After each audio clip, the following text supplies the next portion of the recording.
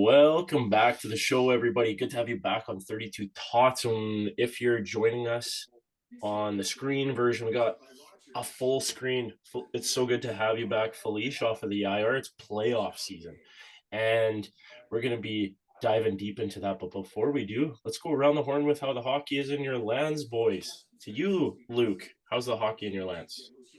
Yeah, so we are out in Winkler for the weekend. We just had a little series against Fargo.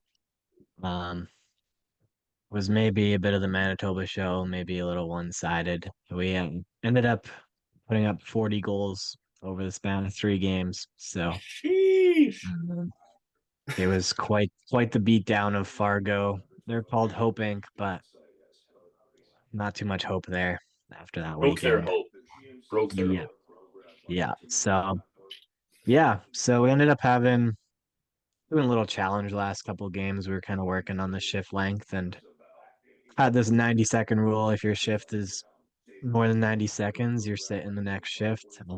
I don't know, maybe we could call Chevy up and maybe Marky Mark and Kyle Connor. We could do a little 204 summit on shift length. So maybe they could Yeah. get a bit of the memo with their extended shifts. Yeah, it was a great weekend in Winkler there. We had a video session and the video we were looking at was over the Westerns championship game, and we noticed in the chat this James Ryan 204 guy kept popping up, and coach is like, "Who is this James guy?" And me and Elijah kind of broke down like, "I'm gonna do a podcast with this guy. He's kind of just getting into the sledge puck talk recently, and he's all in." And another funny moment that stood out was Cole later on in the video sesh is like, wow, this James guy, I don't know who he is, but he just loves these armbruster boys. And yeah, had to shout out Mr. James Ryan a few times during that video sesh. He was buzzing in chat, let me tell you. Maybe the team was more focused on the chat than the video itself at times, but that's might be a story for another day. And am I going to apologize for that? No, no, I'm No. not going to apologize. Everybody knows I'm a yapper, especially my students. And so now, now your sledge team knows Yeah, exactly. that. But yeah, And brought some entertainment to the video sesh for sure. brought some flavor, brought the Yeah. 32 pod flavor, perhaps. Oh, Luke, that makes my day. Captain Cole, yeah, source confirmed. I love the arm buster boys as they were on the live feed. So park the bus boys. Felicia, how's the hockey in your lands, bud? So good to have you Uh, back. yeah, over here it's been pretty good. Also went with Luke, played some hockey out against Fargo. I was playing with Rainey this weekend. Gotta bring up a little bit of talk with him. He saw my call out of him on the podcast and felt like he had something to prove. It seems like so. He buried our first two, both backdoor tap-ins, I may add. Oh, nice. But he missed a few after that, so I made sure to call him out, be like, "Yeah, that's what I was talking about on the pod." So that was a little funny thing we got to joke about. Also started up my ball hockey season. We're supposed to be one of the best teams, at least that's what my friend told me, who invited me to the team.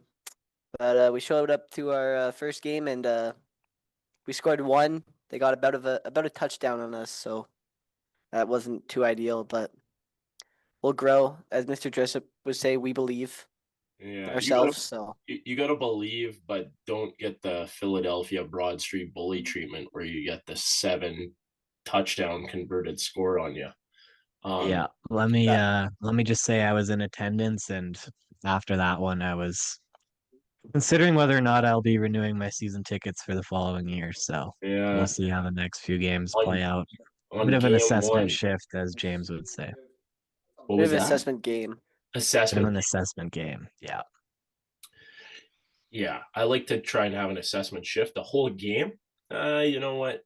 That's okay for game one. You know what you're getting yourself into now, Felicia. And if I can encourage you and the boys, you don't want to start off too hot. You almost want to save the reverse Uno for later, and you put the touchdown on them later.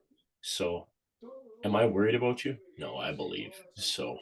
I won't make a video though, because that doesn't lead to good things. Because after that 7-1 touchdown score, we had a couple tough ones for the boys in the 204. But maybe we'll save that. We'll save that. And for me, boys, this is gonna be a long story. You could just be a little buckle up. All right. So some fun with the FBHL, our Fantasy Boys Hockey League, coming to an end. Luke winning the Cheryl Pounder Cup. There'll be a presentation at a later date when we all get together with the ownership group, and we'll all shake hands hopefully, and we'll all be cordial. Though, in order to grow the game of the FBHL, I got an invite to a fantasy pool, a playoff pool that was based out of, let's say, the West End neighborhood. I don't want to out these guys because I don't know if they're a fully broadcast fantasy network as we are. Though I did get guys' consent on some of his under the hood research, though I'll save that for the series. So this playoff pool, boys, I've been a part of a lot of formats, and obviously we did the format where you pick the best player available and you can load up on, I don't know, whatever flavor you want, right? This one makes you have a diverse palette. You have to draft one player from every team in the playoffs. So you have to draft 16 players, one from each team, which is really fun. Is a format that kind of almost made me think of how do we get more representation in the FBHL. Conversation for another time. Though it was really fun bringing Mr. Dress Up over there because one of the guys, Luke, he would have been one of the guys that after a 32 tot spillage, we did a little bit of time at an establishment with talking all kinds of, it's a family show, but that would be like more leadership and politics type stuff. That's always fun to talk about leadership. And so one of the guys, I said, I dressed up for you. And so today I'm fully broadcast. I'm on the wagon. For the audio listeners, I'm wearing my Buffalo Sabres t-shirt. I had this as my undershirt under my collared Sunday wear red. And so I look over the table before my pick. I'm in the mush middle. I drafted 5th, I believe, out of the 9 owners. So I'm drafting 5th, and I said, I dressed up for you. And so he said, like, what? And he put him a little bit in an awkward position. I felt like I was kind of outing him, and he said, I don't know what to do with you when you come at me like this. And I'm like, I'm living in your head. So I take off the Sunday red, and I say, with the first pick in the draft, I select from the Buffalo Sabres. And I turn to him, and I flash the name bar, right? And I say, Tage Thompson. And so the guy beside me, I won't throw him under the bus, though he looked at me, he said, probably a little early. He probably would have been available later. I said, when you have a guy that is going to not just be a talented scorer, but a guy that's going to get you through, there's the guys that get you there and the guys that get you through. Tage Thompson is your boy. Because what did he do when he got traded? He had to build himself up from getting traded from St. Louis Blues. But what did the guy do that he got traded for? Luke, remember the time machine? Who did he get traded for? That was Mr. Ryan O'Reilly, right? Ryan O'Reilly went on to win the Conn Smythe that year. So if you didn't know that, now you know that. And that was quite the story. And I had a lot of fun with this draft. We're going to be going around the horn. And actually, speaking of that, we actually have our insider back on the show. I'm gonna bring him on in, and as we prime this, it's gonna be fun. We're gonna bring our insider back on, and we're gonna be talking about playoffs. And of course, we had to bring our insider on. Simeon, good to have you back on the show, because we had to bring you on because we're gonna be doing a playoff primer. Starting in the Southeast, where your correspondence with SPF Net is strong. Appreciate you being back on the show. How's the hockey in your lands? What's going on for you? Are you just fully subscribed to playoffs? Yeah, well, I think that's the big thing that's on my radar right now. Watching the Tampa Bay Montreal series is exciting, but there's some other good ones too. Yeah, well, I actually have been most connected with that series because it's the kind of the prime time series and the biggest audience right now for Canada because the Mm. Toronto Maple Laughs couldn't do it. Whoops, I mispronounced it. That was a slip up. Pardon me. So Simeon, we bring you on, and we may as well start there because you're our guy. And so we're gonna go kind of around the horn, and it's really good to have you back on the show. But it's good to see you. We got a screen full for the video watchers and the audio listeners. You're gonna hear times four. So we're gonna go around. And Simeon, to you, what we're kind of going to do here, and all the fellas, and for the listenership here, is we're going to go series by series and just a couple things of like, what have you noticed? Is there a player or a digger or somebody who's popping off for you? We're going to look at that. Maybe some strategies. I've noticed something in this Montreal Tampa series that I'll be connecting with, and or if there's any side quest time machine we don't know yet. Those are the fun ones that you can look forward to. So, Simeon, going to Montreal. Montreal got the split. How are you feeling for the TBL crew? I don't think it's gonna be a breeze, that's for sure. I think Montreal is a team that's gonna scare them. I could see it going either way. So, in your mind, it would be a coin flip from your assessment. Not quite. I'd give like Tampa an edge, but yeah, it's 60 good 40. series. Something like that, 65-35. Yeah. No, Yeah. no. If I do want to be fair, I think I could see it going seven, but I want to get the rest of the boys in this. We're gonna go reverse around the horn. Luke, you started off with the hockey in your lines. Felice, do you have anything from this series, or are you gonna press unsubscribe and you're moving on to the next one?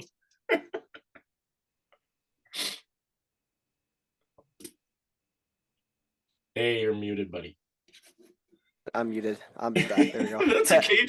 Hey, Felice, I mushed myself by my mic not working and making me a robot. Now, mic problems is gonna be a theme on your bingo card. I was muted up. I was sitting back for the big story you were telling before. So You buckled up. I yeah, appreciate I that. buckled I up. appreciate Okay. I missed the No, story. What? I'm To catch you up I on the always puck miss the talk. stories. I always have to watch them later. Oh well, that's why you're the insider, and I want Yeah, to keep I yeah. want to keep you on edge. There'll be a flavor sprinkled in, and I'll catch you up on the puck talk. But At least I'm not getting ambushed this time. well, Just you wait. yeah. Oh boy. Oh boy. Holy! Now that we got you unmushed, unmuted, I know Luke's got what have something you cooked up, noticed? doesn't he? Yeah, the series, probably the series I'm most excited to watch. I just love Montreal. They're such like a good young team. They play with like so much like swagger as well. It Yeah. just is so fun to watch. For me, big diggers so far. For sure. Well, game one, Slavkovsky. Oh, First half, he was just getting pushed around, shoved, like couldn't get nothing going, but ended up scoring a hat trick and the OT game winner. So he was definitely my guy. And then also Josh Anderson has really came to play for them so far. yeah, Felice. That's what I'm talking about. Josh Anderson, former Columbus Blue Jacket alumni, who got shipped out. I forget what the trade tree was on that one, but I noticed that too. That's an awesome Mhm. connection. And King Five Yeah. playoff goals. Slavkovsky, King Uri. To you, Luke. Yeah, so just to add on that Josh Anderson thought, 5 playoff goals against the Tampa Bay Lightning. Noted lightning killer, maybe. So Yeah. he's been digging it up. Um, kind of going over the Tampa side. It was about time Kucherov got on the scoreboard. First playoff goal in 17 games. Hasn't really showed up in that aspect the last few playoffs. So, maybe the book says he was finally due. But yeah, so going over the Montreal side, I've been impressed with Jacob Dobesh, rookie goalie for Montreal. He's looked really poised. Definitely winning the goalie battle so far, as he's had a few struggles, but um, overall, it's been a really great series. Definitely I mean, my playoff bingo card, I might have had Montreal 100%, Tampa Bay 0%. So we're not quite looking there, but maybe Montreal in 5. Yeah. And Luke, now I'm gonna enter the conversation and do a little primer. I since the FBHL championship is done, Cheryl Cup awarded. Luke, congrats. The one thing I kind of wanted to keep going, and this was something I grew up with my uncle, and he's no longer with us, so this is like a special thought for me, a little memorial thought for my Uncle Art. He would always, and this is like in the dial-up internet days, and when I didn't even have an email app. He would check in with me and he would say, James, who are you picking? How many games? And he would keep track of it between me, his nephew, and then there was another cousin nephew in Ontario who was a Toronto Maple Leaf. I keep mispronouncing that. Forgive me, guys. Forgive me. But with him, so that's always been a fun connect around playoffs. And I resurrected the pool after years, because when I went off to university and stuff with my uncle, we didn't always keep in touch, and so it was one way with my cousins after a couple years of just missing some people in my life, that I resurrected the pool with my cousins. And I'm like, hey, this is an easy thing that doesn't take a lot of brain energy for us after a long FBHL season. This is just kind of a fun little side quest for just picking teams. So I appreciate you guys making those picks. And yeah, Luke, you were 100% to 0, aka not to throw you right in here, but I think you picked Montreal at 4, and you ain't getting the bonus point. You get 1 for the winner, one for the amount of games. So, but did I love it? Yeah. And Simeon, rage bait. You didn't even respond though. He's just shaking his head for you, all you listeners.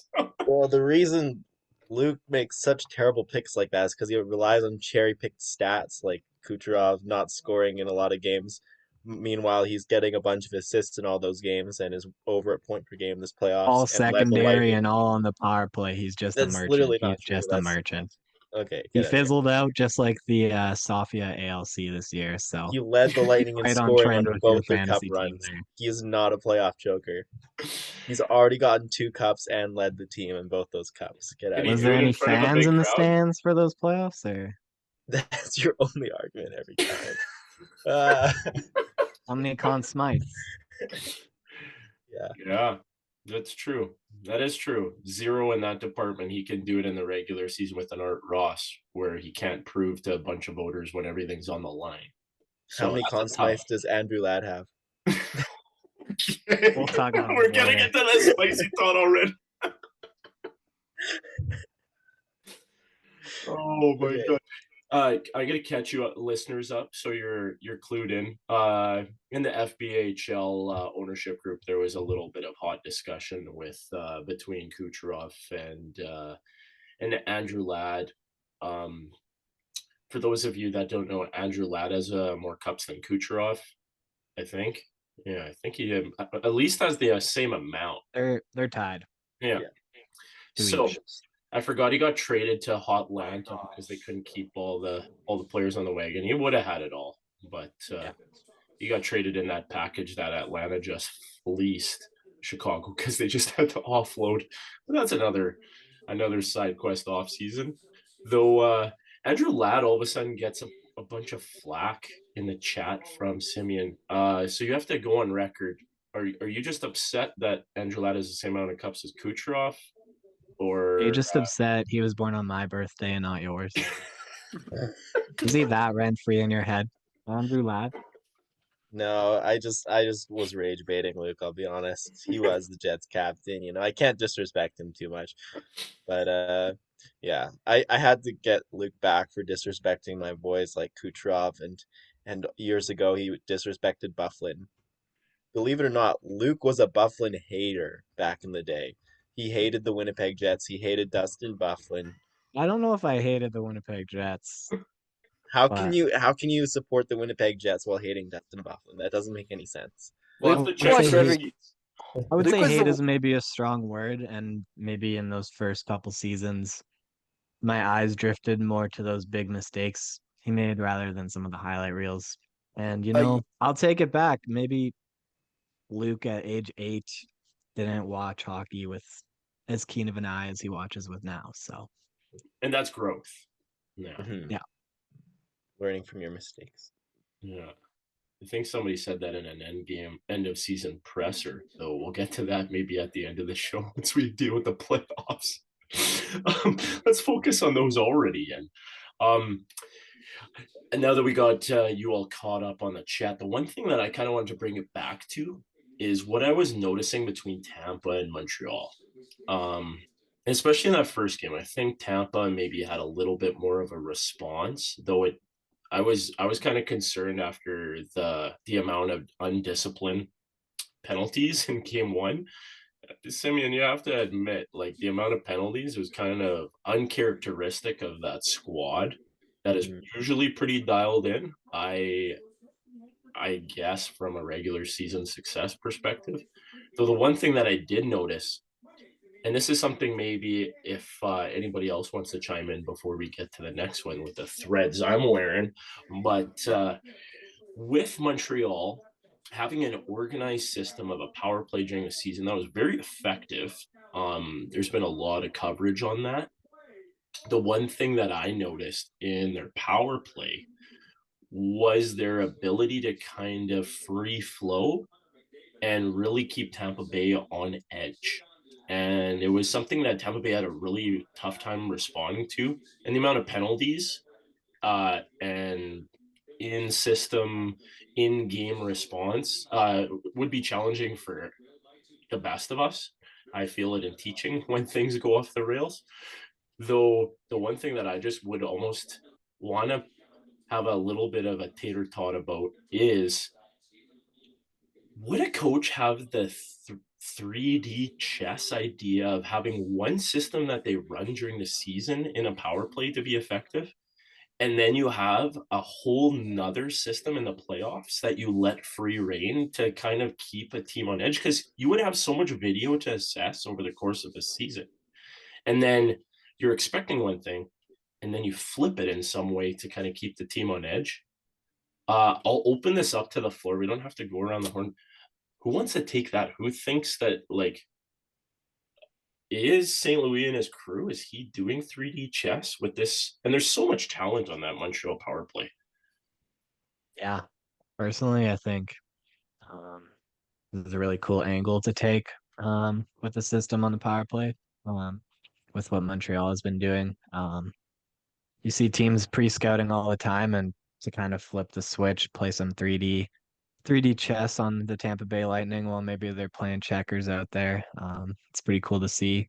Um, but yeah, really cool. You see a lot of success there going on with Slavkovsky and Caulfield and Lane Hudson and all these young guys out there that are just producing at a high level, and cool to see kind of Slavkovsky continue on from like his Olympic performances and just being a big game player. So um, definitely cool and definitely a lot of innovation from the coaching staff there in Montreal. Simeon, I feel like I gotta let you rebuttal here because checkers, perhaps. Yeah, well, I mean I can't respond to every single snide comment that Luke makes at this point. He's constantly just undermining the Lightning. But regardless, you know what? I want to heap some praise on the Canadians because if they beat the Lightning, let's say, which I'm giving them a 30% chance, you know, it could happen. If they beat the Lightning, they might Will be my happen. team that I'm cheering for the rest of the playoffs. Like I like the team a lot, and Lane Hudson in particular. Man, like we're Yeah. talking about 3D chess on the power play. I don't. That's possible, and if that's true, if St. Louis is playing 3D chess, props to him, you know. But I think the more likely reality is Lane Hudson is 3D chess. He moves around so much and is constantly like changing. Yeah, he's like the how do you defend him? He's on one side, then he's on the other side, then he's in the middle, he's taking a shot. He's I saw it in the last game, he really snuck in there and I think it was in overtime, and got a shot that hit the post, but he was like right in the middle and not where you typically see a defender.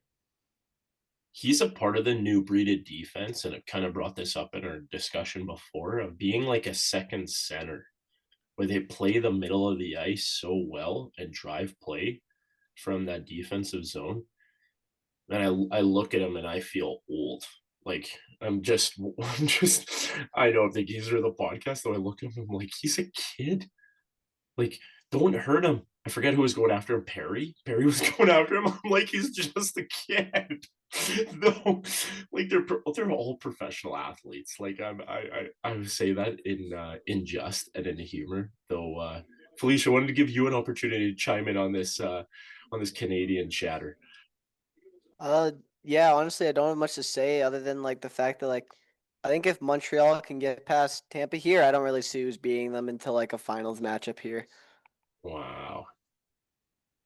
They have the tools, and they have, like you said it, Felicia, like they have the diggers too. Like somebody else that would probably maybe surface maybe in some of the later rounds. I'm thinking about uh past play is like a Philip Deneau, where he's like a very good depth piece they brought in for like virtually a nothing pick, a nothing burger pick that they were able to bring him in from LA and bring him back. That's a piece that I like down there. And even like at Evans, he's also a really nice like depth piece. I was noticing Texier a lot as well in the games. He wasn't really like producing goals or anything, but just his grind was Yeah, it was yeah, good. yeah. Go Team France. I love the growing the game and the different nations that are being more represented, and he's like one of those from the Pierre Edward Bellemare Vegas threads to now with the next player from France. I love to see that kind of stuff. Um, yeah, it was just something interesting, and I think like a side quest that I would have to just kind of insert in here is like Martin St. Louis and getting shafted from the Lightning, and he's the one that goes and gets hired from as coach of the Lightning to potentially do in this core, because nobody knows if Tampa, if they lose now, they might have to start selling off. We don't know, right, Simeon? You would probably know Breezewa, right? So Kucherov isn't getting any younger. no. He doesn't need to be young to do what he does. Yeah, he just plays on the perimeter and he doesn't really work in the tough areas. He's Yeah. if As you missed Elliot it, Friedman said, he might have the worst body language in the league. So Yeah, and it still works. It's not beautiful. not to be confused with 32 Thoughts, right? That was Elliot Friedman, 32 Thoughts. Though to kind of tie a bow on this one, it's going to be a good series. Like that one, I'm having a lot of fun because it's kind of in prime time with my kids that I can watch before bed. And especially with my kids, I'm saying like, notice what Hudson does. Notice what Slavkovsky does, and don't notice what Kucherov does because he's not working hard. But no. The one toe drag I did say to my son, I said that toe drag, and then through the legs. Dobish saved it, so it was fine. But I was like, he's a master of the angle, Simeon. I will give him that. And I tried to do it in my Tuesday night hockey. We're trying to get it inside the triangle because the goalie goes like this and opens up to make it the square. I'm not talented enough to do that, but let's move on to the next series that I got really hyped about and was my first round pick in the 16 round draft that I did, Simeon, where in this other playoff pool that I just got invited to, you have to draft one player from each of the 16 playoff teams. So it forces you to diversify your portfolio. And when are you taking players where and how many points? I'm learning. I'm a first time owner in this little pool, but it's been pretty fun. And Tage Thompson was my first round pick. So I'm wearing the threads today with the name bar on the back. Let's do this in reverse since we went to Southeast Insider. Now we're going to this would be the Northeast. quadrant. Let's go, Luke. Have you noticed something in this series? It's also a split. Now it's going back to Boston. Yeah, I'll just start off by saying that that first game was an instant classic. Yeah. Boston going up by a couple, and then, as you said, Mr. Tage Thompson kind of put the Sabres on his back and scored a couple big goals. And I think they had 4 goals in the last 8 minutes and mounted the comeback. So um, definitely unreal for those Buffalo fans to kind of finally get a taste of a playoff win after how long it's been. Then you kind of shift over to game 2, and um, it's kind of the Ukko-Pekka Luukkonen, maybe Leakkonen after that game.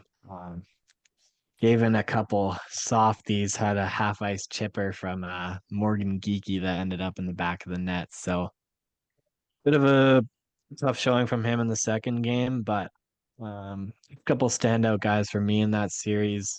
Um, Obviously, Rasmus Dahlin has been amazing and so fun to watch. And another guy that's really stood out for me is Zach Benson.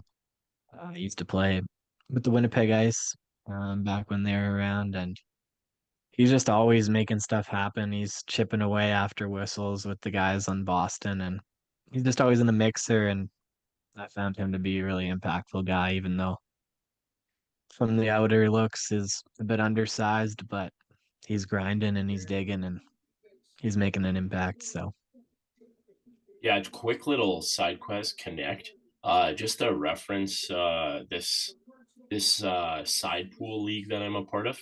I'm gonna call him Jared the Halbstadter. He knows who he is. I'll respect the name. He gave some under the hood stuff on this Ukko-Pekka Luukkonen because we were all like, "What is that name?" Because we found Pekka in the Scandinavian lands is like Peter. That's the name. But Ukko-Pekka Luukkonen, we're like, what's the next? So it actually means like old Peter, and he was named after an old Finnish. I think it was like some kind of political figure. So the connection was like that he was essentially named just like after old Peter over there. It would be like somebody naming their kid in the United States Sleepy Joe. And this is not to put any shade on any political realm. It's just like so funny. And we had like a big laugh around the horn in the playoff pools, like Sleepy Joel, Ukko-Pekka. I'm just like, I have to drop that with consent. Jared the Halbstadter. So if you didn't know that, now you know that about Ukko-Pekka. And so is he leaking? We'll see in game 3, but that game 2 was like I think a big wake up call for Buffalo. Let's go over to you, Felicia. Have you tuned into any? Yeah, haven't gotten to watch too much of the series, but what I've really noticed on Buffalo's side at least, Owen Power, always been a big fan of Owen Power. I feel like there's been a bit of a loss for like really like defensive D-men in the league. Everyone's Yeah, so focused on scoring goals, especially from the back end, but Owen Power's kind of been one of the more recent like young guys to actually come up and be just like more of a defensive guy. And then, to bring up like the Ukko-Pekka Luukkonen situation, I'm starting to wonder if it's like a Hellebuck curse, like, or maybe it's a Logan Stanley curse because whatever team he goes on, his goalie seems to just collapse in the playoffs. So oh, fully. just She connecting dots, but yeah, you know what? For connecting brains like myself, I didn't connect that. No, that's an absolute connection. Those neurons are now connected, and either way, Buffalo might get a Stanley. Either it's a cup or a Logan. We don't know yet. Uh, to you, Simeon. Oh, Buffalo, I'm just so happy they're in it. I don't know how far they're going with the team with like no playoff experience, but I think they could definitely beat the Bruins though. It's an interesting series. I could see it go either way as well. Yeah, I kind of connect that too. It feels like this could go back and forth. I would think that Buffalo has to split it just like Boston split it. But going to the Garden, like going to TD there, that's a tough barn to go in and take a game. You need a big game binner to do that in a game 7. Just reminding all the listenership about that guy. Might be playing for Canada Threads. We don't know, but yeah, I, Simeon, same thing. I am so excited to see Buffalo back. That barn was absolutely ripping, and I'm very excited to see this series hopefully go the distance.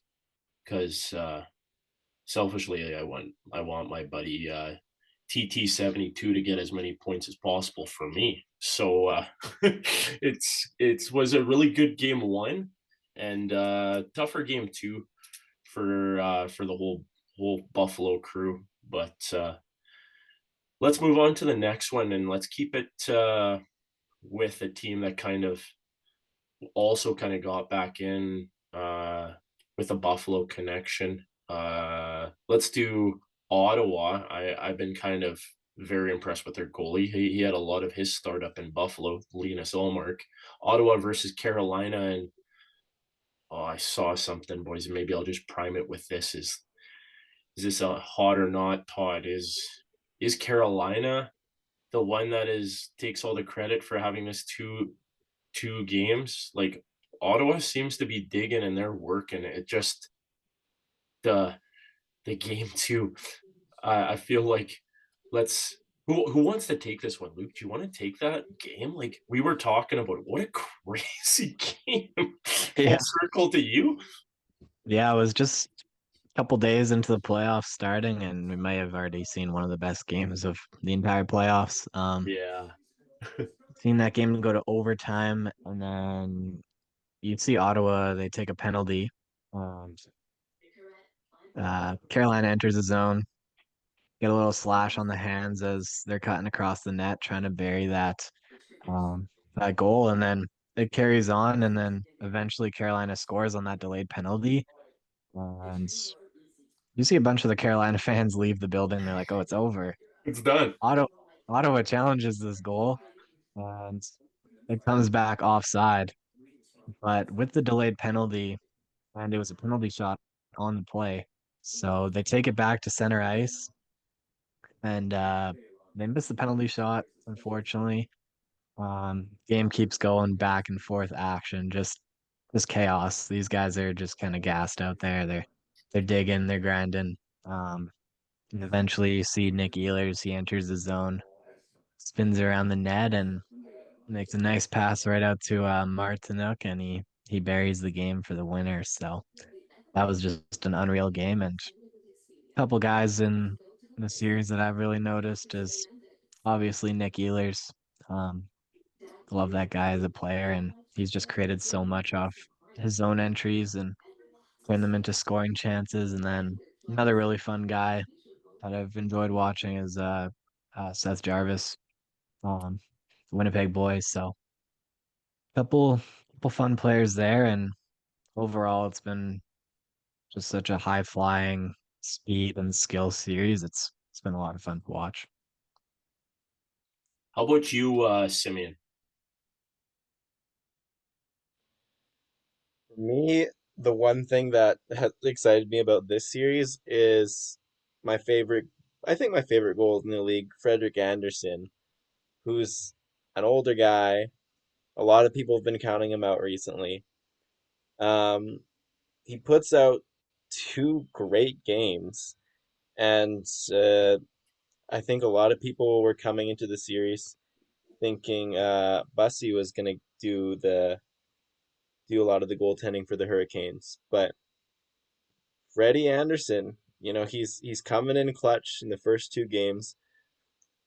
It's a theme for the Sens this year that they're just getting out goalied by other teams. Uh, as great as Allmark has played in the first couple games this series, he hasn't been as good in the regular season this year, and so that's something they'll have to switch up if they want to steal some games from the Hurricanes and win the series. Yeah, it was something a tough one in game 1 to get shut out by Frederick Anderson. Um, kind of surprised because we did a bunch of talk that just to catch you up on the puck talk insider. There's a big bussy flavor with looking over some of the top 10 performances amongst the goalies, and he had a Cy Young winning season with like 33 games played and like 26 games won. It's just like crazy stat line to kind of look at. If memory serves me right, though, the one thing was just like to get shut out in that first one, and I also wanted to kind of highlight maybe a bit of strategies. I don't want to take this all from you, Felicia. Maybe what should for Rod the Bod Brendamore and the kind of systems that he runs, like very tight system, and so that definitely aids the goalie. So, Felicia, how I'll throw it over to you. Yeah, I'm kind of on the same page with Simeon there. Just Freddie Anderson. Can a goalie be a digger? I don't know, but Freddie is he's digging right now as a tendy, putting up like a 9.67 save percentage with a .7 GAA. Guy's 36 at this point. You haven't really seen much out of him the last few years. He's been playing like 30 games a year maybe, but I don't know. I guess he's just turn it on for this playoffs. Like Carolina, I think has scored 5 goals in their 2 games. Like this is playoff hockey. You don't really expect to win 2 games with only 5 goals, but no, they're doing it. We'll see later on if they're a bit of a fraud squad right now, being held down by Freddie, or if they're real. Yeah, nobody knows yet. The one thing that I wanted to highlight that I really liked in the series was both captains setting the tone at the beginning of the series. Stahl and Kachuk dropping the mitts. Like, oh my gosh. Not to throw this back in the time machine to bring up my past hurt, but it brings me back to when LeCavalier for the Tampa Bay Threads dropped the mitts with Jerome McGinley in 2003. And so if you didn't know about that series and those captains dropping the mitts, now you know. And that might be a little bit of a primer and maybe more of an understanding when we get to this some Stanley Cup final coverage. And uh Carolina just doesn't give up a lot. So Ottawa's really going to have to dig. Somebody else that I noticed, I wanted to throw this over to you, Luke, the guy that we popped off for us, Warren Fogle. The award is still outstanding. I haven't heard back from Bill Daly and Gary Bettman on a new Fogle Digger Award yet. Though, Luke, what are you noticing about Mr. Fogle? Come on, we got to put some respect on his name. Yeah, so my guy that helped lead me to the Cheryl Cup, he's really digging, and he's been digging so much that he's found himself in a top six role. And let me tell you, diggers are not top sixers. And just the fact that he's worked himself into this position and he's playing his heart out and he's made it out. He's a top sixer. He's playing unreal. Yeah, yeah, and you'll love to see it from one of your boys from the regular season who can keep it going in the post. Love to see it. Well, let's keep moving because we've got quite a bit to cover. Let's move to the last one out east, and boys, I'm gonna say this right off the bat. Felicia, you got your picks in last in my memorial pool. You're not getting the extra point because you were one of the few people to pick Philadelphia, and I think I'm gonna throw you under the bus. Sorry, Felicia, but the one thing is, I don't know if you guys thought, and maybe Felicia, I might have to have you start this one. Like, did anybody think that the Flyers were going to come out this fast, this hard, this strong against a veteran laden team in Pittsburgh? Felicia, come on. I got to let you come at me for this because I went at you. So I'll let you start this one. Well, it's been a very scrappy series. I'm trying to find the actual amount of penalty minutes, but um, for game 2 at least, like Pittsburgh had like 52 or something like that, and then Philadelphia had like 30. And I didn't get to watch this last game, but because I was golfing at the tee box, tee boating. Not many people, nobody will understand that reference. But Come on, we gotta say this. You mushed it in the Okay, chat. I You mushed called it. it I mushed it T-boating. after T-boating. Just oh well. Our original plan was to run the pod after when me and Luke went golfing in the tee box. So I sent a text to James. Is like, yeah, we'll film after the tee box. But I guess I accidentally sent tee boat, and I get a notification that James texted me. He's like, "Have fun tee boating." So I'm just confused. And then Luke brings it up, and he's like, "Tee boating, huh?" And I'm like, "What?" So I opened up my phone and I realized that I sent him a text saying, "Yeah, just got to finish up at the tee boating." So Golf X voting, new yeah, sport. new sport. Nobody knows. Yeah, a good little mashup, a good little mush, a mush of boating and golf. I like fishing and boating. I've never tried golf on a boat, so Might T-boat. have to get out there this summer. have to. um, Felice, well, you saying like scrappy series, and would anybody have been surprised that the Battle of Pennsylvania being resurrected to get some chippiness? Um, Come on, Simeon, are you enjoying a little bit of this one? Have you seen a bit of this one? Or are you so dialed in the Southeast, you're not going to the Mid East? I mean, I'll be honest, I haven't watched any of the games of this one. It's not a series I've been particularly excited about, but I will say, you asked earlier, would you have predicted this? And the answer is no. But if you asked me at the beginning of the year, I would have said yes. Because at the beginning of the year, I genuinely thought the Penguins were a bottom feeder team. So Yeah. throughout the whole year, I just kept on expecting them to just kind of drop off at some point. But Crosby kept them in it all year.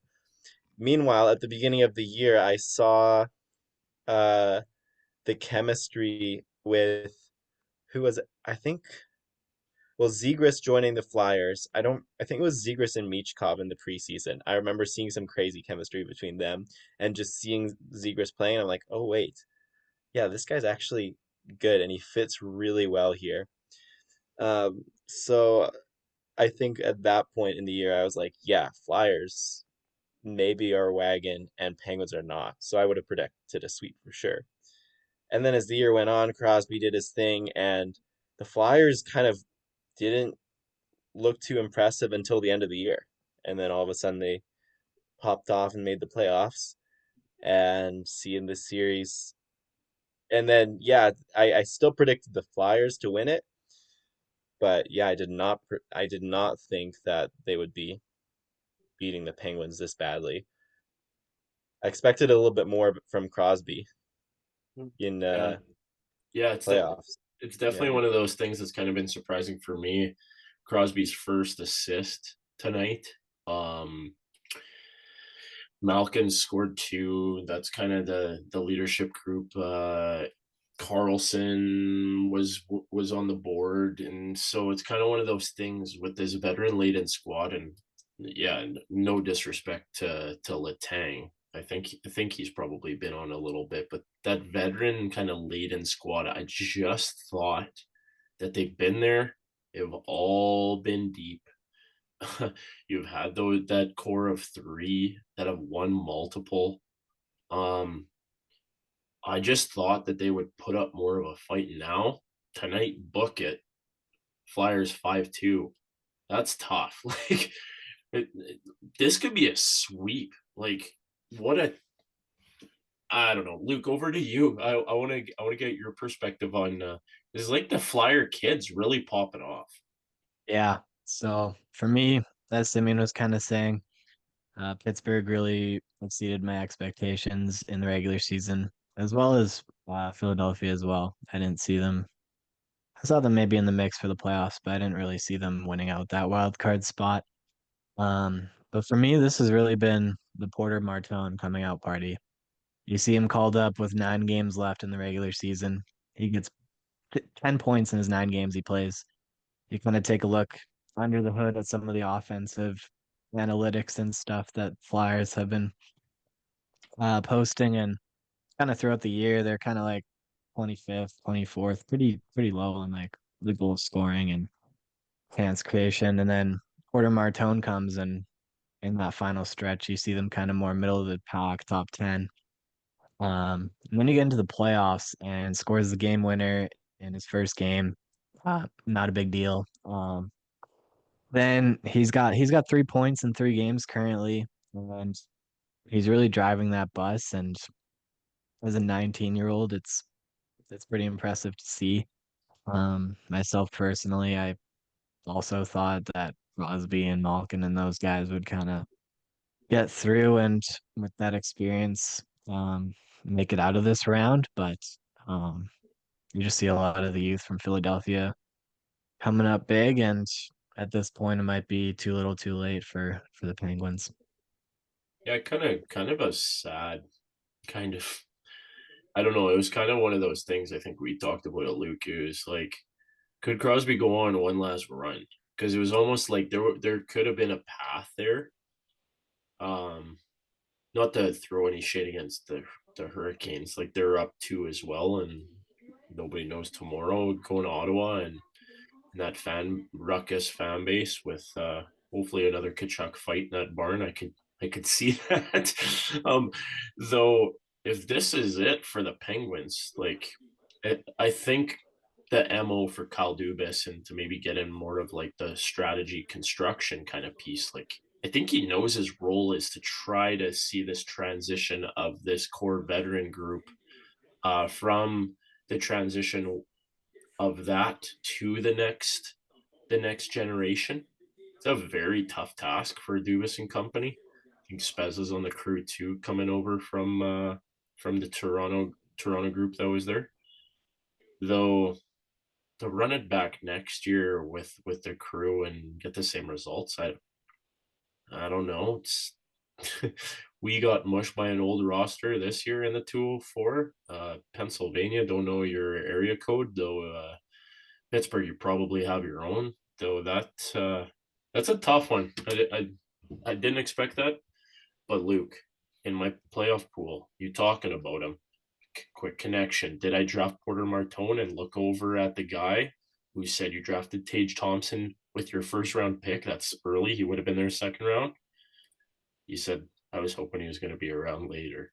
So yeah, I'm trying with this drafting and developing model. We'll see.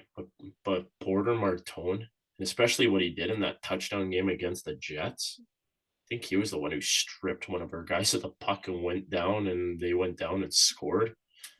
Yeah, love to see what the kids are doing. So that's a bow on the East, fellas.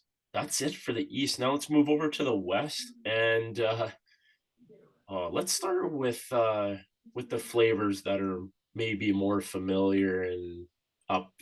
Get your bingo cards out.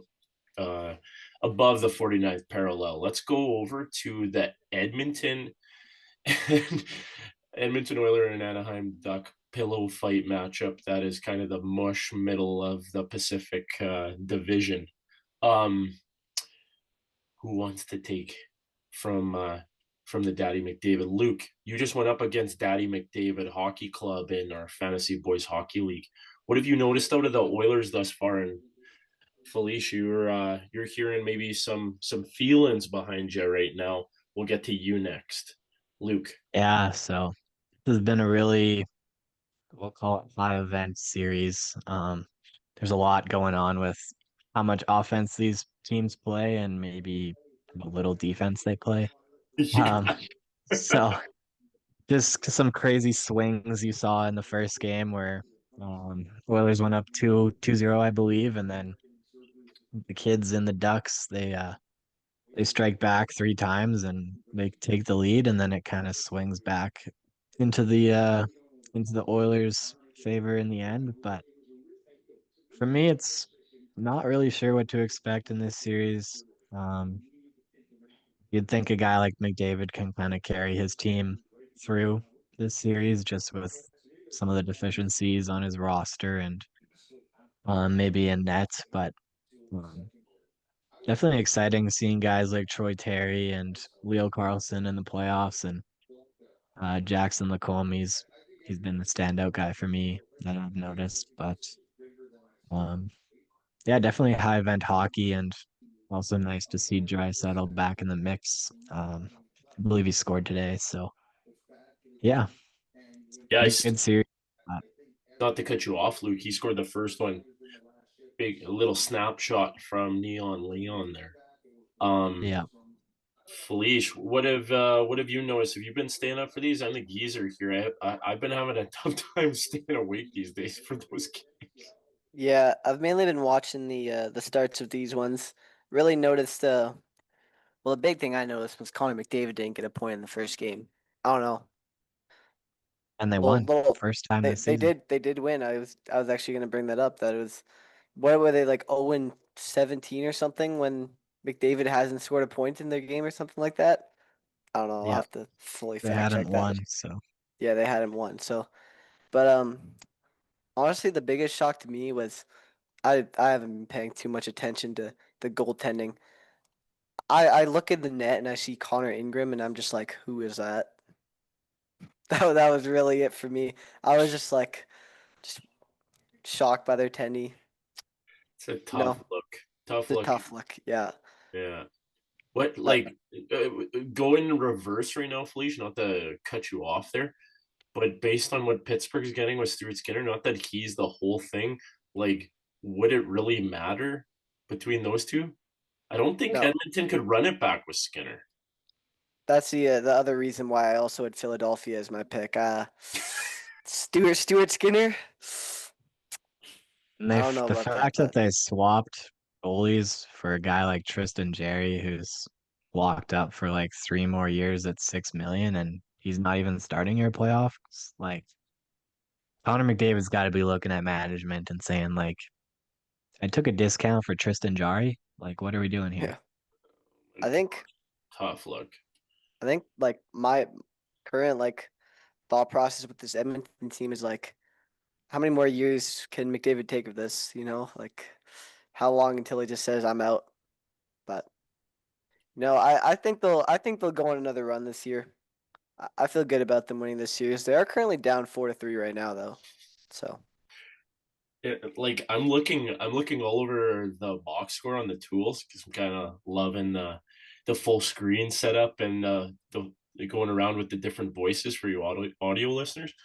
Though little tool for connection tonight with a wrist shot, none other than the Truba train, Sir Jacob Truba. So I don't know. Like, if you would ask him and give him maybe a dose of true serum, would you rather be in that debacle that's in New York or be in sunny Anaheim with that young team?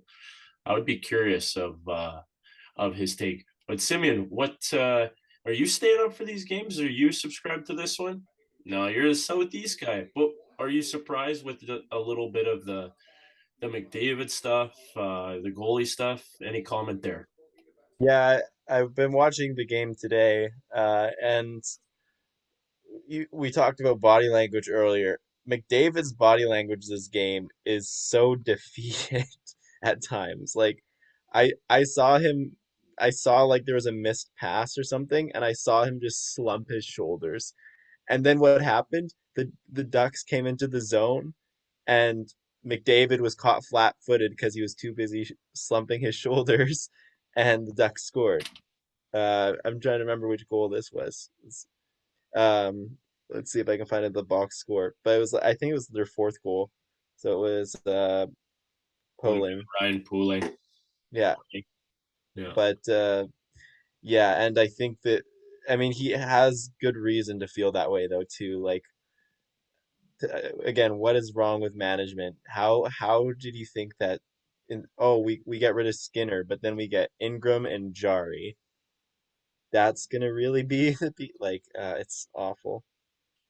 If if I could just enter into the conversation, it was an interesting debate to catch you a little bit up on Insider is the idea that you need elite goaltending to win the Stanley Cup.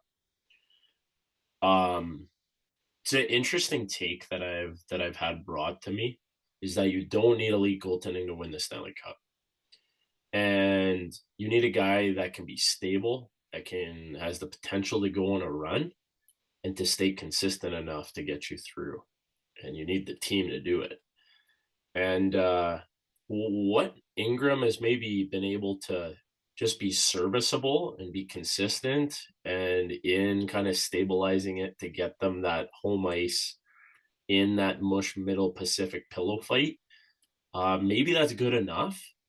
And with the next series that will stay in the same Pacific Division for, you might get a team that is either new to the playoffs and a young gun team in the Utah Mammoth, or you might get the Vegas Golden Knights and Mark Stone might not be able to hold it together with his back. We don't know, but with what Edmonton has, they have the roster to do it. Like I think if you look at everything besides goaltending, you'd be like, that's all right. Like I want to put some respect on the name of a digger that I see with Edmonton, and I saw it when I went to go watch Edmonton against the 204 Lands Jets with my daughter, and I was looking at the leaders of Edmonton, and the points and all that for the big boys, right?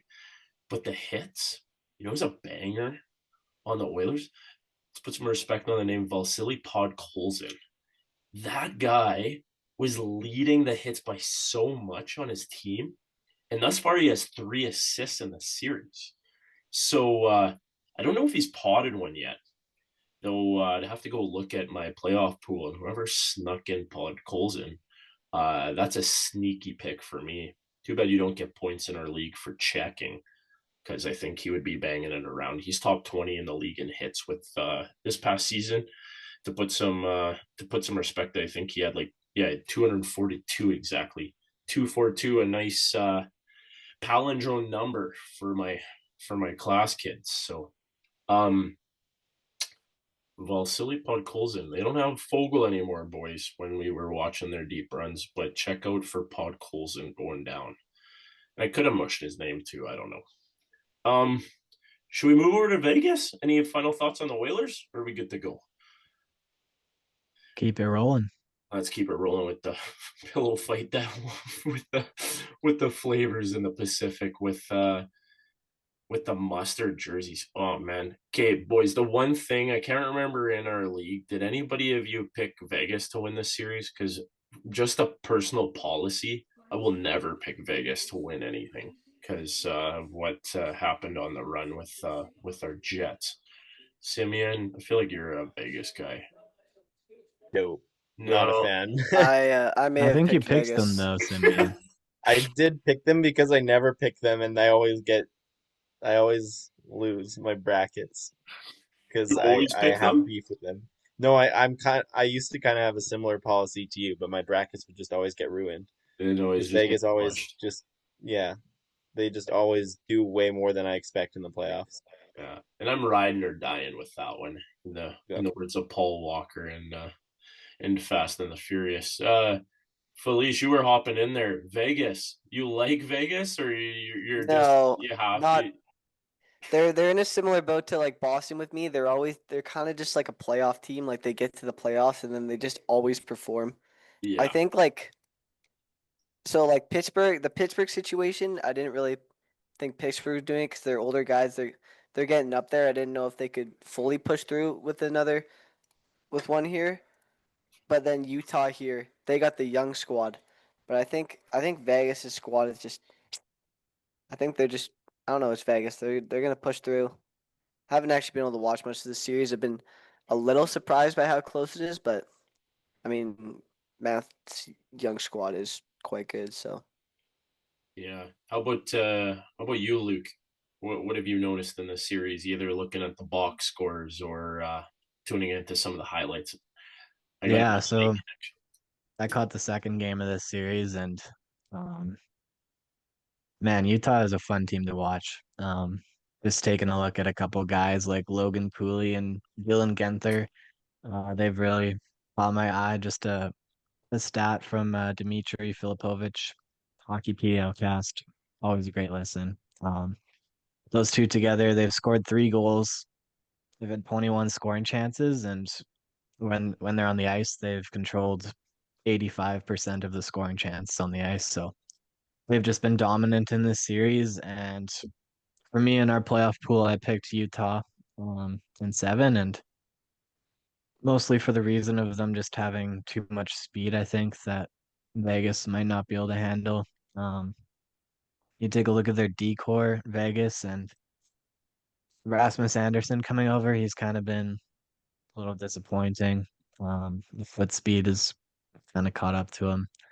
Um, and then you look at the forwards, and Mark Stone and Mitch Marner, they're great players in their own right, but maybe not the fleetest of foot. So um, for me, I went with Utah, and also just a shout out to Nate Schmidt, former Jets.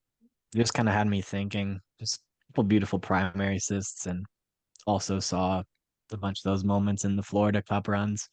But just kind of wondering, like, why was this guy bought out and he's still producing at quite a high level for his role in He's a Utah? big And he's a big culture guy. Not yeah, not that like you have to have all the intangibles covered all the time.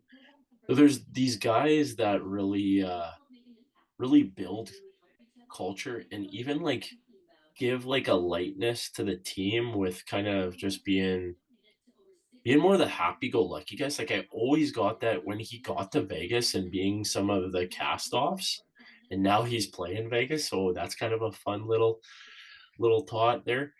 Though, like I just I think he's just like he's genuinely a good guy.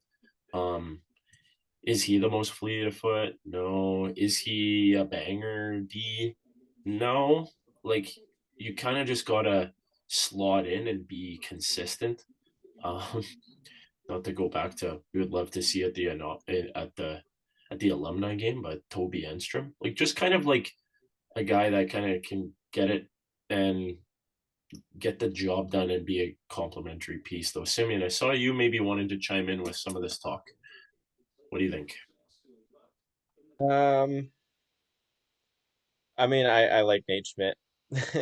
If you saw me nodding my head about the Nate Schmidt stuff, yeah, I like that guy. I Yeah, miss him on the Jets.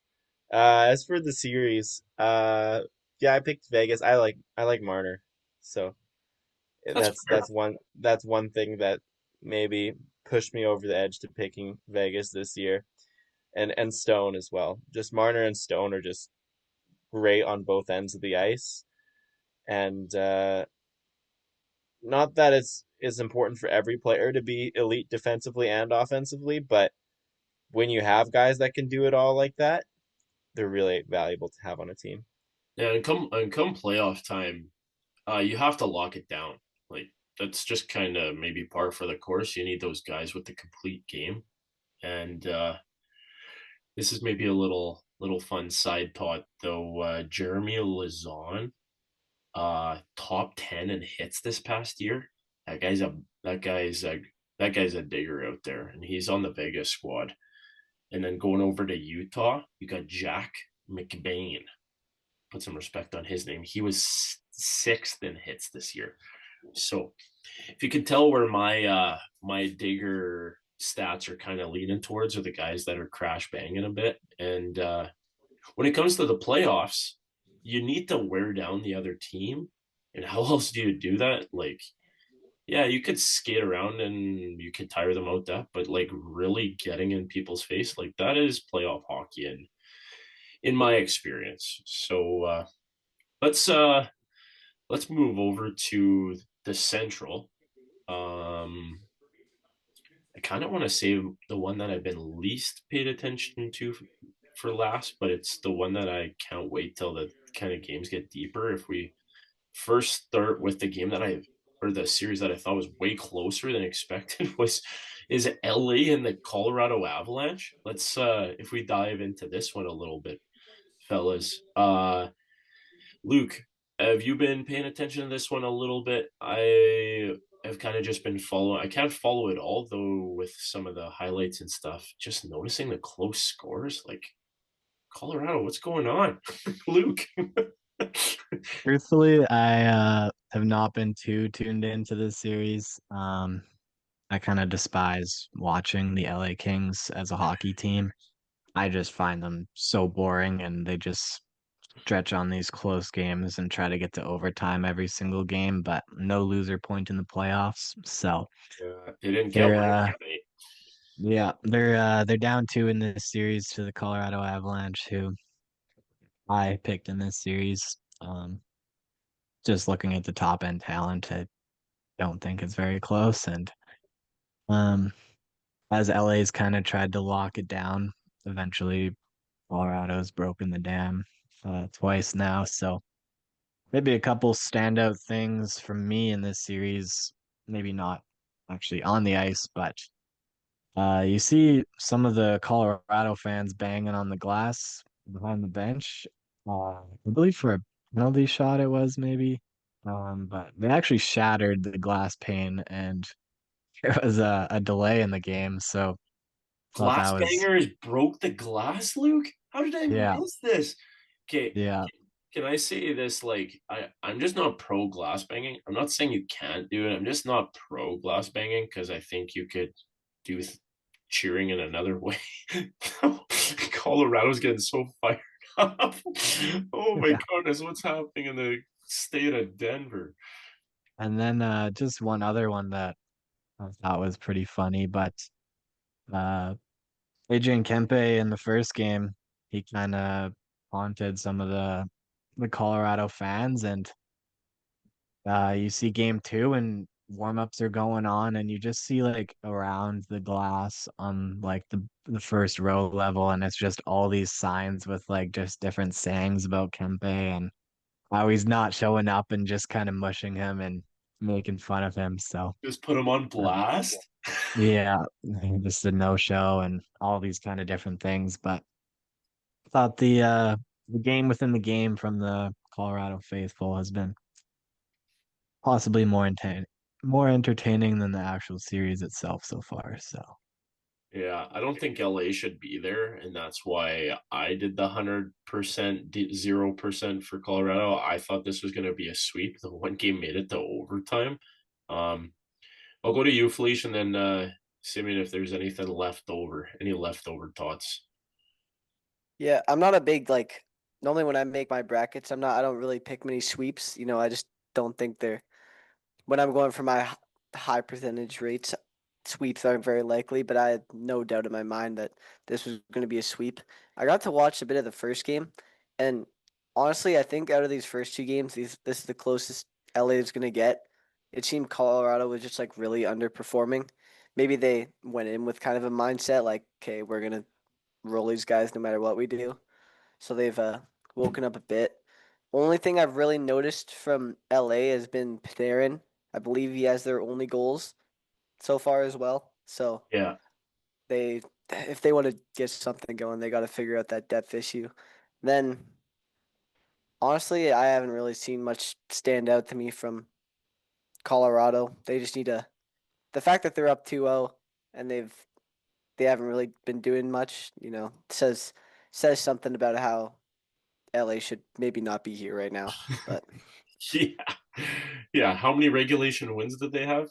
Come on, Gary. yeah, Change the points. Anyway, they Simeon, had go same ahead. amount of regulation wins as Chicago Blackhawks, so that says it all. Oh, Simeon. Any Okay, well, thoughts? I will say I didn't pick a sweep for the sole reason that the Kings got Panarin for a bag of pucks.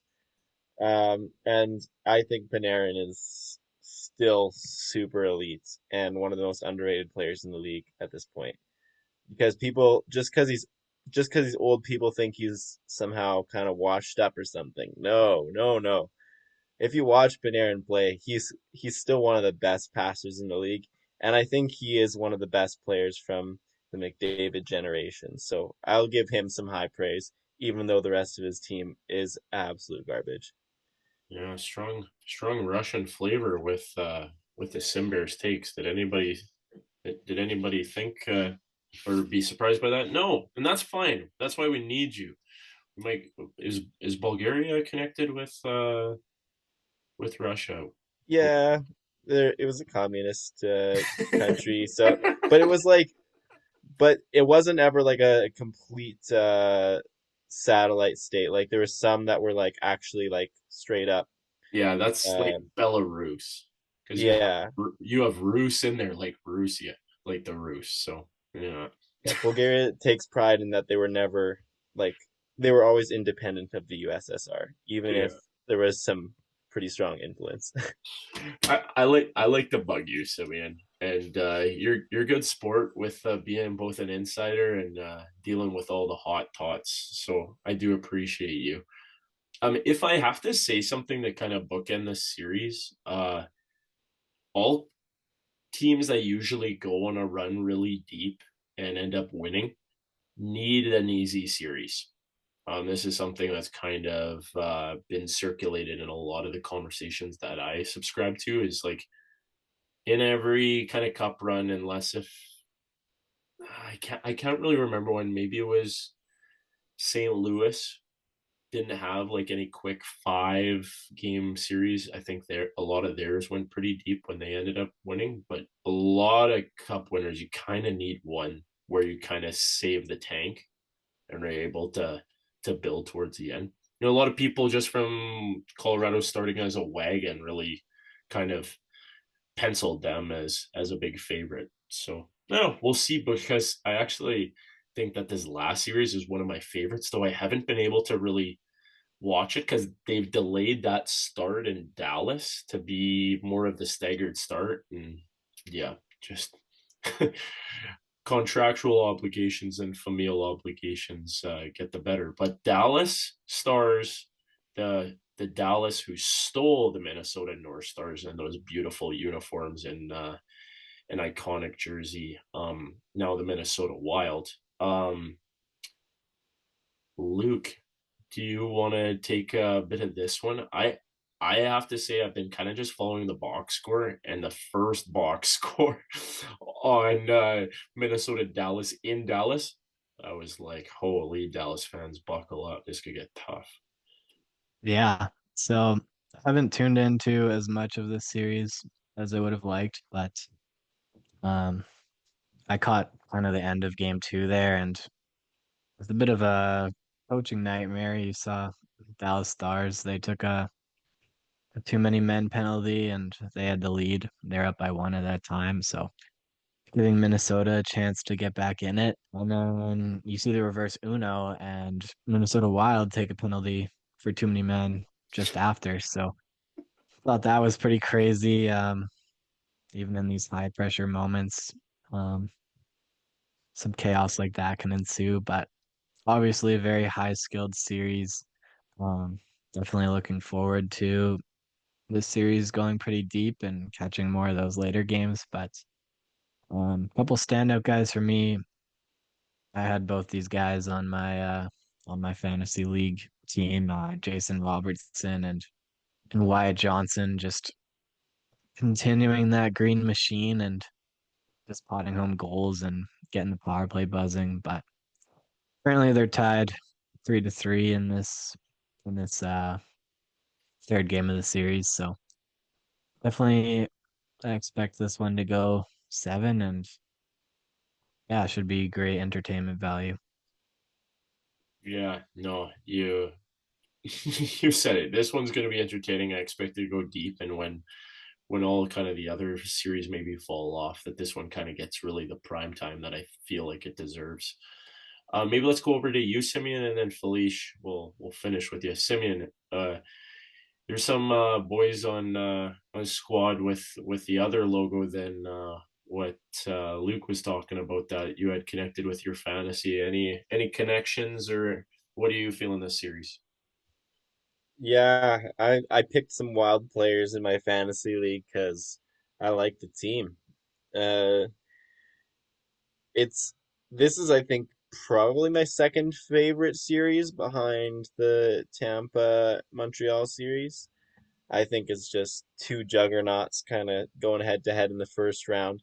Each team has a shot at going pretty far. I think they have all the pieces to do it. I've actually been watching the game in the background while we've been doing this podcast. Love it. And I don't know, my takeaway right now is Minnesota's power play is not cooking at all. Like Mm, they can't seem to get in the zone. The Stars are just like locking. shutting them out. Yeah. But the Stars, on the other hand, look very dangerous on the power play. So I don't know. I mean, looking how they're playing right now, I'd give the edge to the Stars. But the Wild have Quinn Hughes, so anything can happen. Yeah, big X factor. Over to you, Felicia. That leads right into my point actually. This was definitely my hardest pick for my bracket, seeing as both these teams are just so good, fun to watch. This is almost like a precursor to like what a Stanley Cup Finals will feel like. I haven't actually got to watch the games. This was definitely the most excited I was for any series, and then timing just hasn't really worked out for me, unfortunately. But I Yeah, think same here. I think I just ended up picking Wild over them in 7 just because of the Quinn Hughes factor. Just like when you got a D man like that, it's hard to go against it. But like every time I look at their rosters, like I'm looking at them right now, it's like I see another player and I'm like, maybe they're better. But Yeah, for me, Minnesota Hughes was my second round pick in my playoff pool. Taking a little script out of had two hockey club and Cheryl Cup champion in the Fantasy Boys Hockey League. Yeah, like I've been following more of the box score, just kind of same thing with you, Felicia, with the timing that hasn't really worked out. Though what I've noticed a little bit too, there's kind of that first game, and Felicia, you had talked about it in the hockey in your lands at the beginning, and maybe Minnesota doing the 5-1 pop off.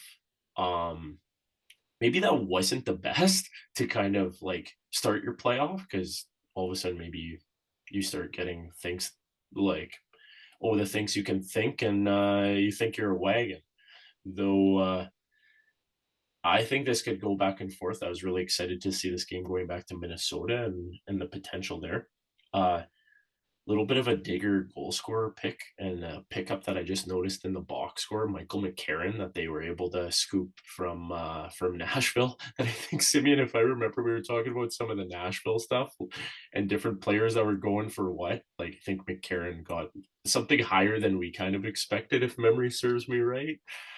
Though you have McCarron on the score sheet, and yeah, like the power play, they scored two power play goals, Simeon. I'll give you credit on that assessment. I think probably maybe some of the driving with all the weapons that Dallas does have. If you stack that up, like Luke, what you said, you have Wyatt Johnson, you have Jason Robertson, you have the Moose, Mikko Rantanen, you have Miro Heiskanen, and then you have Harley back there. Like, I didn't think Harley should be on the Canada team, but that's quite the fivefold to kind of buzz around. But I'm just kind of excited to see this one go the distance. And like it's kind of too bad that the seventh game would be in in Texas.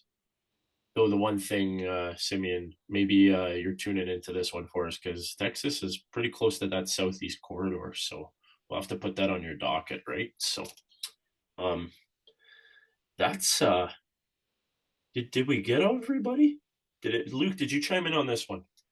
Yeah, Yeah, you did. I was bringing You up had the Fantasy the Boys connection, and so I just want to make sure we. so also a fantasy boy connection. I had the two stud defensemen in this series with Heiskanen and Minnesota Hughes. So big fans of these two teams, player personnel, and lots of skill and talent for both sides. Yeah, and just to put some respect on the name, Big Digger, and this is the big bingo card with all the hits. First in the league by a substantial margin. Pardon me, mushed it. Number one, Yakov Trenin. If you didn't know, now you know. 413 in the season. To the second, Kiefer Sherwood, who didn't even play the whole season, but got 339. That Cleared it. guy is digging and banging. So I don't know if I've seen him on the box score, though. I have to say. But if he's wearing down that top the top players in Dallas, that could yield for him. So that's it for the playoff National League. Boys, this has been really fun. I kind of want to do some concluding thoughts, and like this is kind of a fun little side quest time. If any of you guys got a little bit of a side connect, we'll be dropping another pod with some of the recap on Team Toba. That'll be coming up in a later episode. Though to bookend this one, let's go around the horn. I'll throw it over to you, Luke, if you have any concluding thoughts just on this playoff edition. Yeah, for me, kind of a big one that's been a theme for me that I've noticed is just a lot of the youth that's kind of moved into the playoff positions. And I believe 5 of the 6 youngest teams in the NHL are they're in the dance right now, and 5 of the 6 oldest, excluding the Penguins, who might be might be heading home soon. They're out of the playoff line. So kind of just seeing the league continue the trend of getting younger and faster with teams like Utah and Anaheim and the Flyers and Montreal and all those teams. It's just been a lot of fun to watch, and um, a lot of skill and action going on. So it's been a great first round so far, and I'm looking forward to it continuing. That's a nice little pull. and that reminded me, Luke, we're gonna bookend this playoff one, but it might be a little bit of an emergency tool for land pod drop. Just a little conversation about some of the exit interviews from the Winnipeg Brass. We'll get into that in another episode. We'll bookend this one. Felice, over to you. Any kind of concluding thoughts, playoff or otherwise? Doesn't have to be the national. Any thoughts, buddy? I think we did a pretty good cover of it. Just excited to watch out this playoffs. Probably most excited I've been to watch playoff hockey in a while, and the 204 lands aren't even in it, so maybe that's saying something. Yeah. Yeah. Over to you, Simeon. Any concluding thoughts? Your flash in the pan segment was a hit. I appreciate you and the Southeast coverage. If you didn't know, my youngest son always looks and he sees the TBL logo and he says, "Dad, I like Flash team." So they're not the Lightning; they're just Flash. Works for me. I'm not too picky about the branding as long as you got the right players. Yeah. You're gonna take any fan you could get in these lands. So Their time in the playoffs might be a flash, so nobody All knows. right. We'll see. I do have a concluding thought here, a concluding thought. James, we got ball hockey tourney tomorrow. I want you to make it. I hope you can. you know what? That's such a good concluding thought. I love it. Dropping it in there because this is gonna drop on the day that is ball hockey. The only thing that could mush me, and then maybe I come halfway through. My son has his wind up tomorrow, and I can't miss it being one of the coaches this year. So that would be the only thing that would mush me. Though maybe we'll do a little switch up where we do a parental line change, or I could get another parent to drop boy off. So I believe we got like 7:30 to like 11 ice time. So even if you're a second half hero, maybe I'm might a have to. second half call up, and Yeah. you guys have to take some longer shifts because it's a little bit of a tourney format. I was supposed to be on a team, and this scheduling mushed me. Ugh. Yeah, I just want to see you play some hockey. I haven't gotten to see you play this year. Yeah, no, we've always replaced one another, it seems, in the hockey lands. So that's a good call. That's a good call. I might have to wear this shirt. I don't know. We got to come up with a color scheme, and maybe that's going to be something that I'm going to drop after this little flavor because I like doing. I like being patriotic. I like to represent uh, the homelands and the home nation.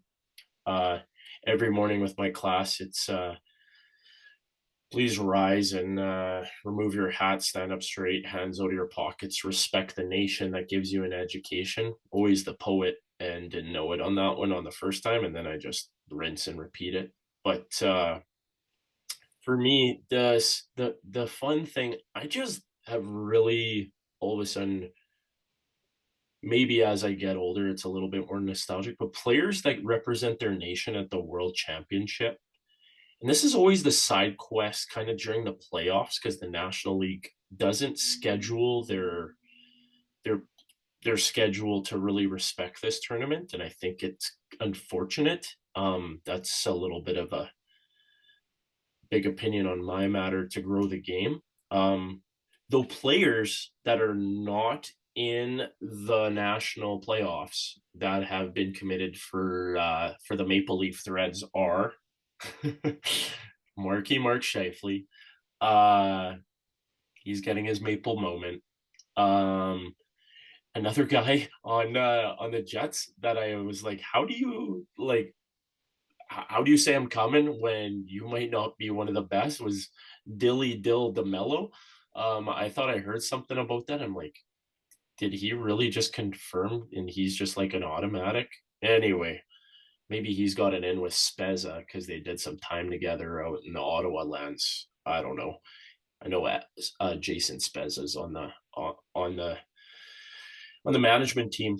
But some other names to note: Tage Thompson, trade chip, Ryan O'Reilly from the Southeast Corridor, Simeon representing your side quest team that's not in the playoffs. John Tavares is going to do it. Love to see that. And Robert Thomas, who undercover had a really good season that I think Blues fans, you have to be happy that no trade happened at the deadline, because I think that's a real piece that you want moving forward. There's some interest, and I'm just going to drop this on the pod here and just call him out. Schaefer, go do it, bud. Matthew Schaefer, go and get your Maple moment and cement your spot on that Olympic team for France in the Alps. And for his teammate, I think would be kind of nice. Maybe Matty Barzell joining him, but it's a little side questy. Just to Go ahead. just to add to that, we also have Gabe Velarde confirming his World Championships attendance. That's So he'll be right. joining Marky Mark. I haven't heard from Kyle Connor yet if he's switching nationalities, so him and Shifley don't have to split Separate. up. Yeah. So we'll wait on that one. He might be going over and wearing the maple threads because those guys seem inseparable. Inseparable. But We'll take him. yeah, We'll take him. Yeah, If that would be KC after his international track record, I'm not sure, but maybe if he's with Marky Mark, we'll see. I don't think he cares about Team USA, to be honest. That's it. I just don't think he cares about America. I think he's a Canadian at heart. yeah. Well, He's a he spent enough Winnipegger. time here. He could do the dual citizenship and do the Yeah. reverse Brett Hull. So that would be that'd be fun. We'll be the first in the hockey biz to break that news if it does come out that he's joining the squad. But Yeah. we'll keep tabs on that one. So Felicia and Luke, I didn't prime you with this one to kind of do the bookender. But I mushed you. And here's the story, the final mush moment of the pod for this one. So we all had this plan for ball hockey, and Simeon bringing up a ball hockey moment was we had all ordered during the Olympics together. We had ordered a jersey connection, and I had one in one cart, one in the other, because I was trying to send it to two different places. And being the mush guy of the podcast, I get the belt back, Simeon. You're going to be safe. So I had two different carts, and I was sending one to your location, the live on location on yours, Luke and Felice. So I had one cart for you, and then I had one for me. I checked the receipts finally, and it was just sitting there in the cart unpaid, and mine got paid. And so you got completely mushed, and you have to forgive me, and we'll try and figure this out for maybe the next one. But dropping live, not so live, but whenever this feed comes to you from the YouTube lands. This is my side quest threads after the Maple. So I had dropped this as Mr. Dress Up with my Tuesday night crew, and I can't wait to cheer for this team in the side quest. Canada's going to get their cookies, though the team that's really digging, and the team that was a digger nation in the NHL circuit that we ran as a couple months ago with the Fantasy Boys Hockey League owners was these threads. And so I'll get a close up, and for the audio listeners, you have a beautiful crest of two dragon-like griffins, not to be confused with Grand Rapids Griffins, who might meet the Manitoba Moose in the playoffs, though you have a crest shield and you have Latvia. And so to catch you up and to bookend this and to have some fun, Mr. Dress Up again, the name bar, I'll flash it, and then the audio, I'll tune you in. So, The dog.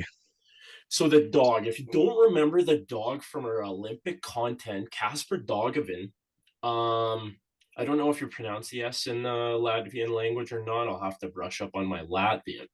Though, Casper Dogovin's being the dog, being the digger, I mushed you guys in the cart, though we're still going to represent him, and we're going to still bring some attention to the World Championship in Latvia. Kind of became a fun side quest for us.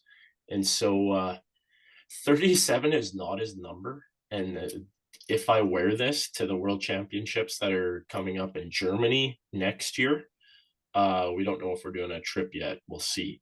Though, if we wear this, all the Latvian fans are going to be like, you're disrespecting. I'm like, no, hear me out. Number 37, he was a 37-year-old Olympian, and for me, he inspires me. I'll tell you all why he inspires me is because my lineage is Dutch German. I can't get the passport for Germany, but nobody knows, as a 37-year-old, could I represent my nation, my homeland, going back in the ancestry to Netherlands? Stay tuned for Mr. Dress Up in a Netherlands ice hockey jersey. It may be entering the chat. And so, coming up with some of the content we'll have some fun with, some side quests. It's also going to be the worldwide game that is used, but with the ball in the foot. So I'm going to call it football, not to be confused with an egg ball. That'll be coming up as well. Be some fun stuff. But from all of us fellas, let's tie a bow on it. From all of us at 32 Tots, thanks for listening. Thanks for watching. We appreciate you, and stay tuned because we got more Toba content and we got some Jets exit interviews. Stay tuned.